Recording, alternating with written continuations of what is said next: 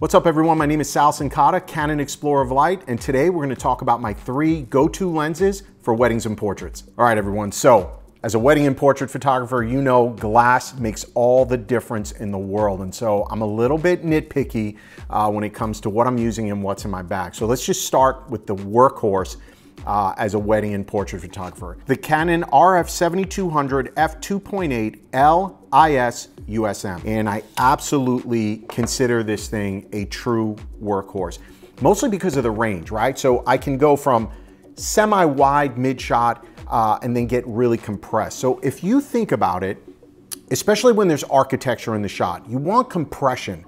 So the further, let's say it's mountains in the background, a building in the background, a church in the background, I want to compress that. I want to bring everything closer together so that you really feel like you're in that environment, right? We're not minimizing things that are further away. That's where having a 200mm lens, right, brings in and compresses that background. But it is also really good for portraits. And at f2.8, we get a really beautiful shallow depth of field that can blur that background out and really make your subject pop, right? So at 70mm, I tend to use this for mid shots to tight shots. If I want full architectural shots, I gotta go way back with it, which is possible. And again, you're gonna get that compression.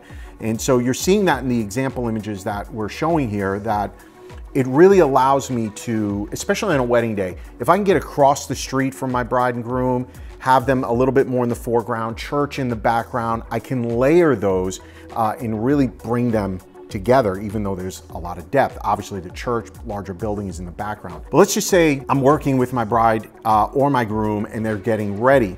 I don't want typically a wide angle lens, because what ends up happening is we bring in the entire environment. So if I'm in a hotel room, hotel rooms aren't always good looking, right? They're kind of, you know, it's a crapshoot on what you're gonna get in any given hotel. Maybe there's bad artwork in the background, there's TVs in the background, there's the mess of the bride and groom getting ready in the background.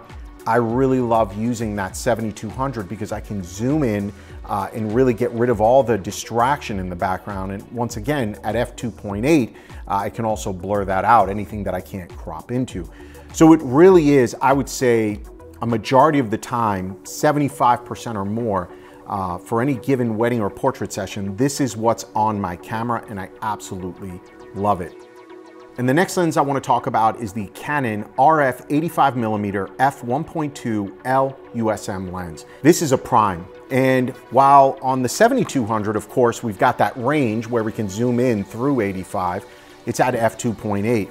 For portraits, I absolutely, love the 85mm 1.2, mostly because of that shallow depth of field. And you might think it doesn't make a big difference, but it does. It will have this incredible fall off, right? The bouquet is gonna be absolutely breathtaking.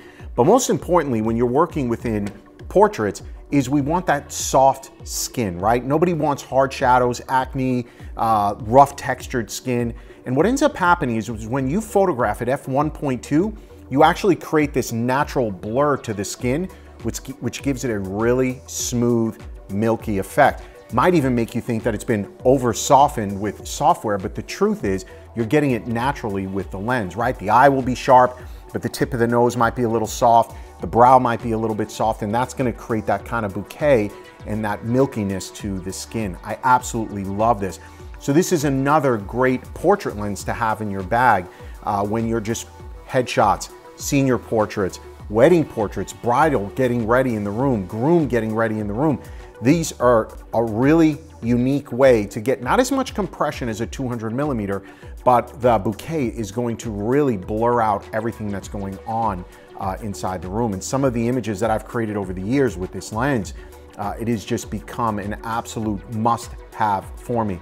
So maybe I'm not photographing with it, 70% of the time, but when I am doing it, it gives my portraits a very, very unique look. And I think ultimately that's what it's all about as a photographer, is to create something that looks very unique, very distinctive to you and your brand. And that's something else to keep in mind. While yes, we're talking about go-to lenses, the reality is, as a photographer, you should be thinking about what the final image is gonna look like before you even take your lens out of your bag, right? Because I'm thinking about, how am I gonna present this to my client? How am I gonna edit it? Is it going to be in an album, or is it going to be up large on a wall?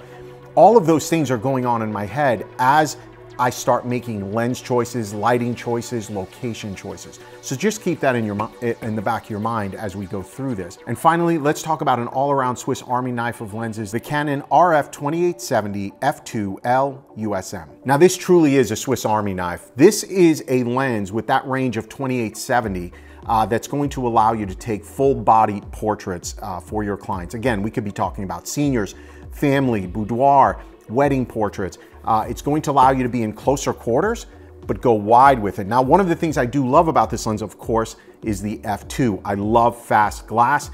I think it's very important to get a unique look and feel for your images. And at f2, while not as fast as an f1.2, let's say, it really is going to give you that great depth of field, that fall off, that softness that you're looking for. But yet the lens, whatever is in focus, is tack sharp. So it is truly become a Swiss Army knife in my bag. Now, one thing worth noting, this is not for the faint of heart, right? This is it's a heavy duty lens. It is a large piece of glass. So it's a little bit heavier than you might imagine, but the results, I think they speak for themselves. So this is a great lens to have in your bag where you're trying to bring in the entire environment. So if you're outdoors, let's say, now I can bring things like trees and buildings, but I don't have to go as far back. I can now get the entire landscape, if you will, inside of my final image. So same holds true. If it's a wedding, I can bring the car into focus. I can bring the buildings or churches or landscape into the final image. But what I'm not going to get is that compression, right? So that's why it's meant for closer quarters in the way we use it. If I'm in studio now, it's going to be very difficult in studio to use a lens like a 7200 for a full body portrait. You'd have to have a really long runway, if you will. But with the 2870, I can now be closer to my subject, but still get them full body. And I will tell you, this particular lens, 2870, has not nearly as much skew, right? Where straight lines are becoming bent, which happens with a 1535 or fisheye lens, things like that. This is going to keep it fairly straight. With a little bit of editing, all your lines will be straight, which is another reason I've gravitated towards this versus the 2470 over the years. I think this gives me better results. And again, with the shallow depth of field, you're seeing the results. Produces absolutely stunning images. So there you have it. Hopefully you love the images that I'm showing you, but let me know down in the comments which one is your go-to lens.